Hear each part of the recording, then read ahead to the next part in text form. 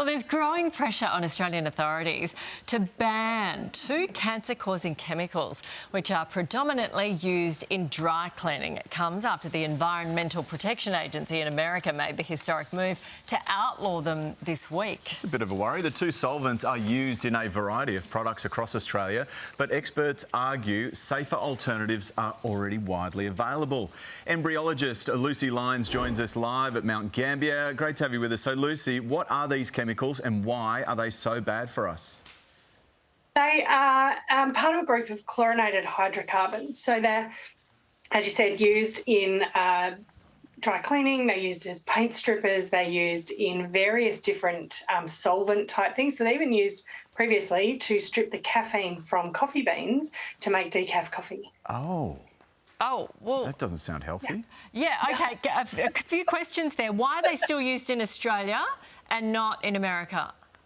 So they're still used here because they do have various uses around the place. But in Australia, we don't have a national sort of list that you can download of chemicals that are banned for use in Australia. So the way it works here is that we schedule them, give them a schedule or a level which dictates how they can be used. But the risk of these chemicals really depends on whether you're working with them. It's most dangerous for those people who are working with them. So people who work with them get extra education around how to use them safely. And if they leach into the groundwater, then it becomes a problem for other people. Yeah, we've seen that as well in Australia too.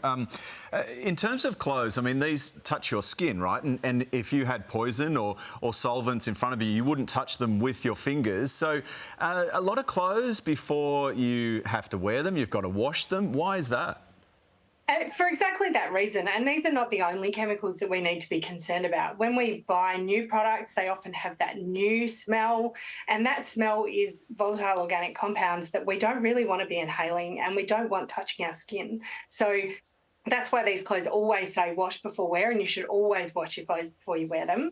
And if you rely on dry cleaning to keep your clothes clean, maybe think about buying some products that you can wash at clothes that you can wash at home rather than having to rely on dry cleaning quite so much. OK, what are the health impacts? And you mentioned decaf coffee. Should we not be drinking that? Yeah, look, I'm not a huge fan of decaf coffee myself, but some people rely on it. It's certainly the exposure to these kind of chemicals depends entirely on how much you're exposed to them and what your baseline health is to begin with.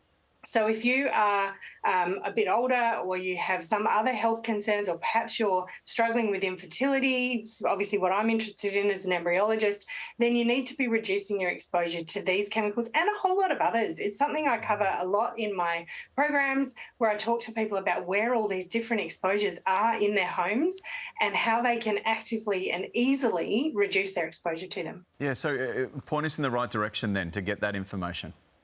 So I've got a program called Detox WTF, which is where I step people through a 6-week program of establishing where these exposures are in their lives to all these different kinds of chemicals, from the kitchen to the bathroom to their household cleaning products, things they can do about how they can reduce their exposure to them simply, easily, and often for free. Wow. OK, it's getting scary every day, isn't it? Lucy, thank you very much for that fascinating information.